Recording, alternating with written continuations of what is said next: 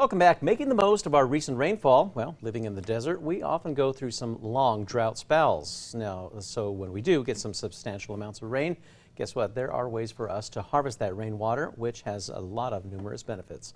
Joining us this morning talking more about the rainwater harvesting and how it works and the ways that we can do this in our own yards and homes is irrigation efficiency specialist Richard Pearce. Richard, great to have you with us. Thank you. Yeah, absolutely. So, I mean, okay, this is something that many people say, well, you know, on a big level, the city of Albuquerque can save that rainwater, but somebody at home can do it too. It's really important to keep in mind when we talk about rainwater harvesting. We usually think of rain barrels and cisterns, and this last month we got like 2.6 inches of rain, and so my house, which has got about a 1,200 square foot roof, was able to collect or to deposit close to 2,000 gallons worth of water.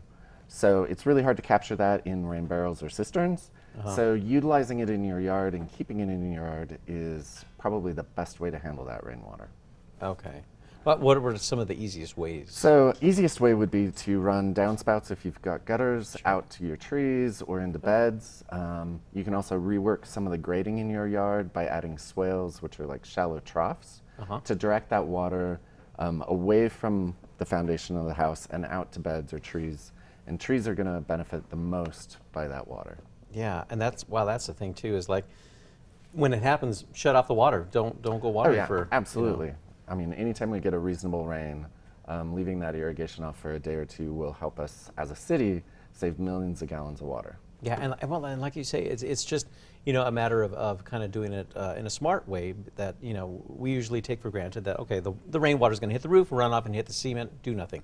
Now you have a chance to like funnel it somewhere else. Yeah, and by keeping it on our sites, inside our yards, we help with water quality, because as soon as it hits our driveways and our streets, it picks up trash and pollutants on its way to the storm drains. Yeah. So keeping it there really helps out. And the last thing we want to do is have that get to the river and just affect so many other different things. Exactly. Are there ways that that your team can come out and advise folks on how to do that? So there are. My colleague Amos and I both can, anytime we do a free consultation for you, can talk about rainwater harvesting. And that could include the rain barrels and the cisterns, because we have rebates on those as well, but also just talk about how to utilize the space in your yard more effectively to capture and use that water. There's also some great resources. Our 505 Outside website has some information on it. And then Bernalillo County this last year has created a demonstration garden or a learning yard at the Gutierrez Hubble House there on Isleta Boulevard. And then also if you go to their website, theburnco.gov/rainwater, you'll find the instructional videos, or you can also just search for it with Burnco and rainwater harvesting.